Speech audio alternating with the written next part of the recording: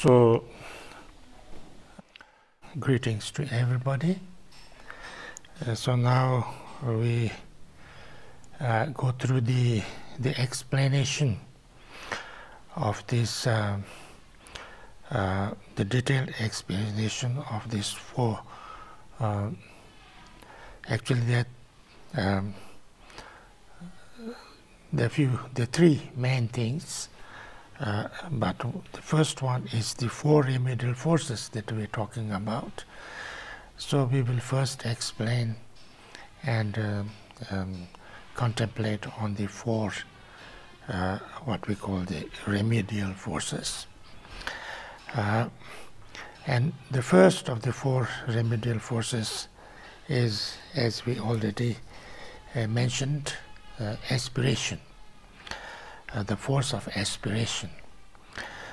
So first, the force of aspiration. Also,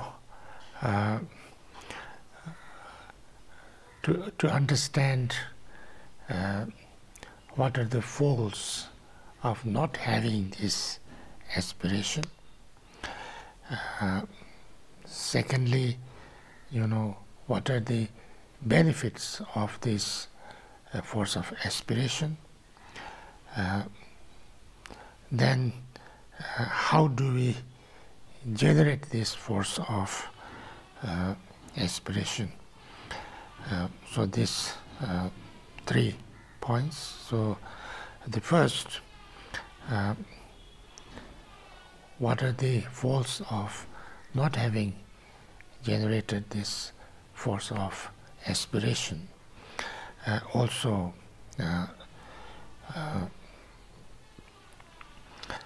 that the why we, the way we are not doing enough. Then, so there are different kind of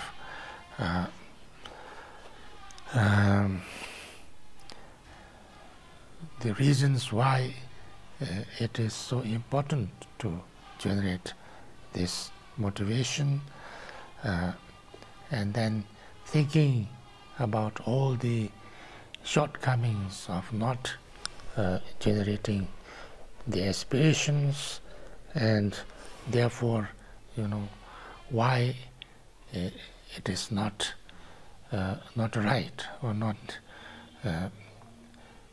It is not possible that we should let go of the aspiration. So first, let us talk about the mipam shawa mzepa.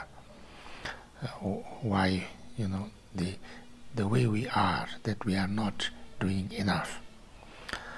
Dotun yenji nipa na pami doki yansati. Konti nipa re lang kalva jansu se jarwa. Nizi tsamba te ina chayung dala mantona.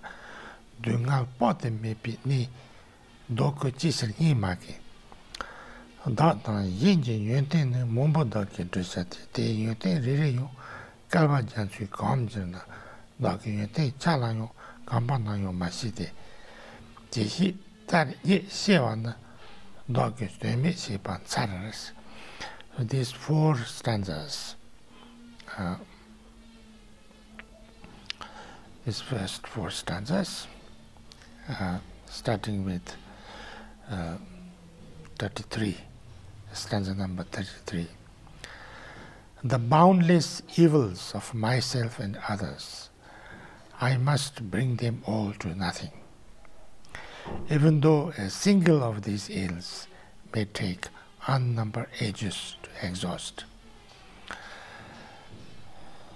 Now that I realize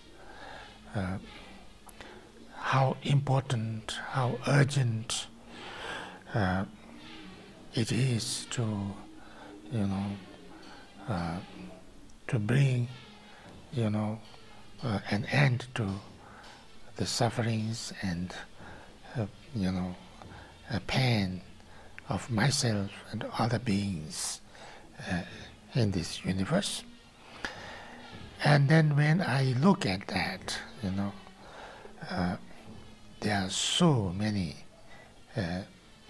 bad things, evil things, negative things going on inside me and also in the other people, how strong, how many negative emotions, negative habitual tendencies, negative reactions, negative actions going on all the time in us, in all of us. And unless I do something about that, unless I can kind of reduce them or get rid of them or calm them down or exhaust them or do some remedy for them, then there is no hope to bring lasting peace and happiness to myself and others. So therefore it is necessary, it is the most urgent thing, there is no other way, but I need to do something about that. But if I look, even though a single of these ills may take unnumbered ages to exhaust, so if I look in myself and in others also, even one problem, one cause of problem, like my anger, my hatred, my wrong view, my ignorance, even one negative thing that I have and others have, to really get rid of them fully, it could take a very long time. It could unnumbered ages to exhaust. It will take lots of efforts, and it will take lots of time and doing to get that out. So I can see this, I can understand this, how deep my kind of my habitual tendencies are, my negative emotions are, my reactions are, and things like that. So then I go to the 34th. And if I find within myself no sign that faults are even starting to be cleansed, why does my heart not burst asunder, designed as I am for boundless pain?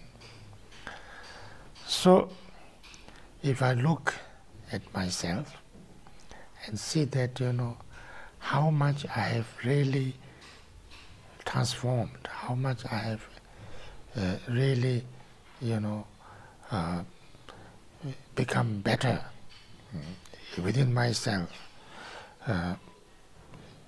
Last, so many years since I started, or I found that I need to work on myself, or I started to try to little bit, wish to work on my negative things. If I find, then I look and I find within myself there is no sign that faults are even starting to be cleansed. There is no sign. There is no sign it is not getting better, because I didn't do it really. I didn't really work on it. I say I would like to do something. I say I would like to practice Dharma, but did I really practice Dharma? Did I really work on my negative emotions and negative reactions and, my wisdom and compassion? Did I really work? Maybe I did some meditation, so-called meditation. Most of the time I was distracted. Maybe I did some mantras, recitations. Most of them I was completely distracted. And am I really doing it with the best, or really totally good motivation or not? Because if I don't do with true motivation and true aspiration, nothing happens,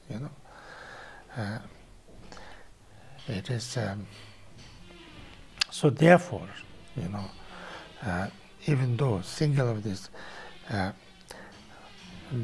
so when I know that, why does my heart not burst asunder?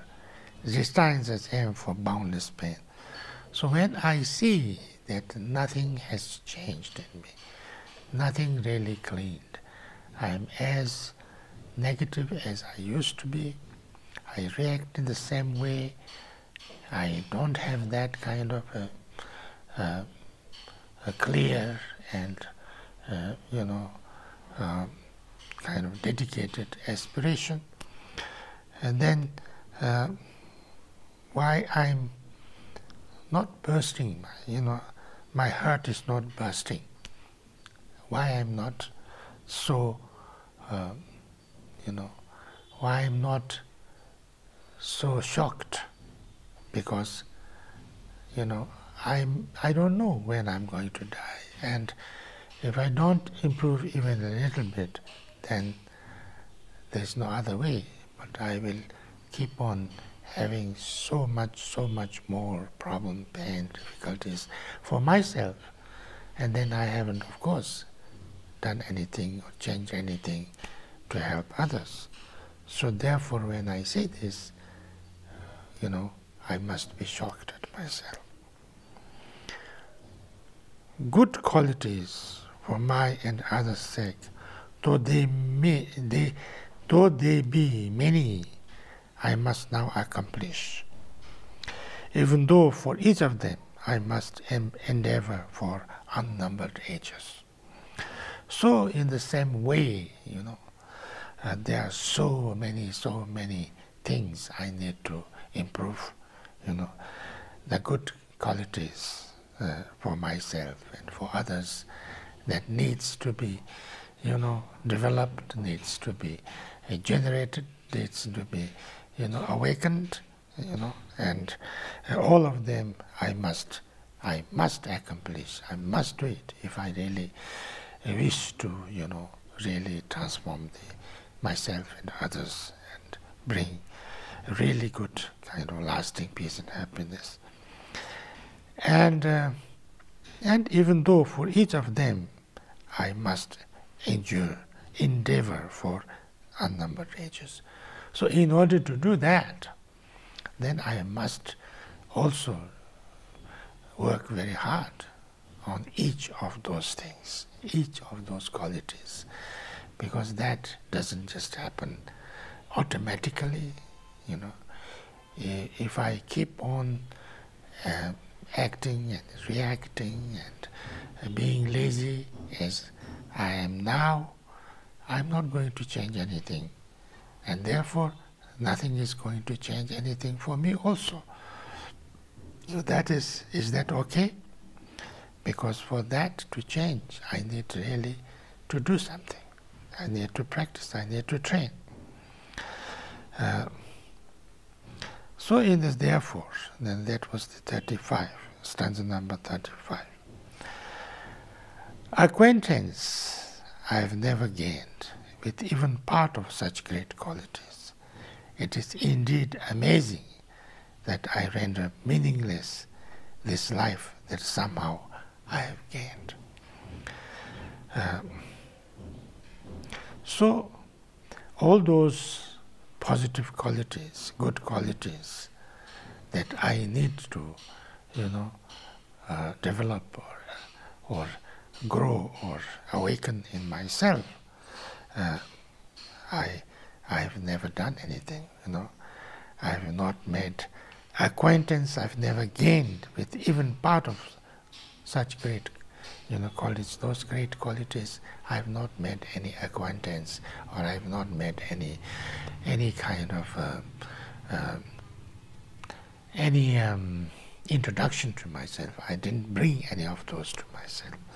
So therefore, I am living a complete, meaningless life.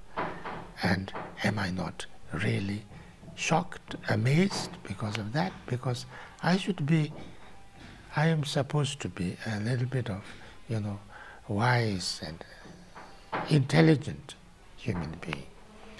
And as an intelligent human being, I should know what is best, what is good for me and what's not good for me.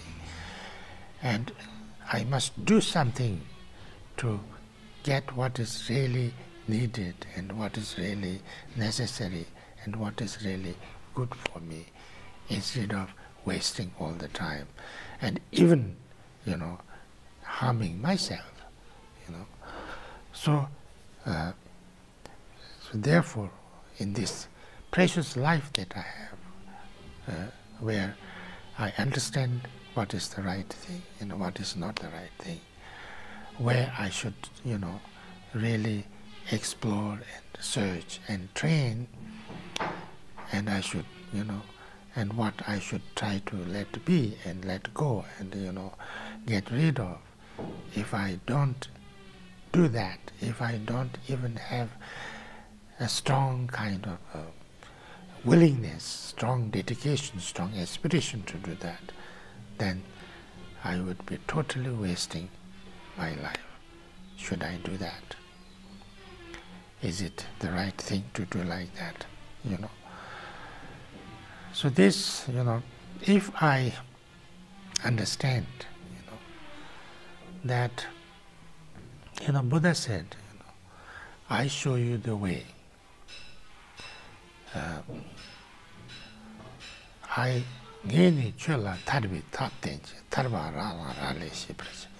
I show you the method for your salvation.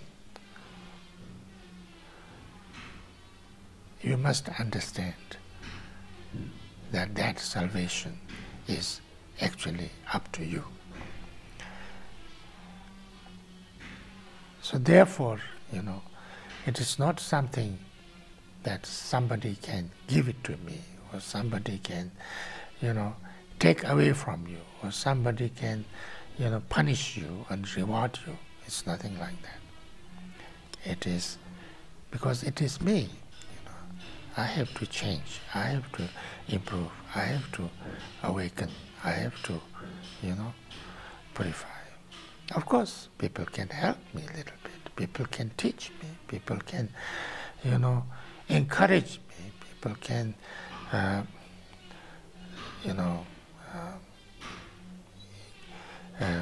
support me. But it's up to me. So therefore,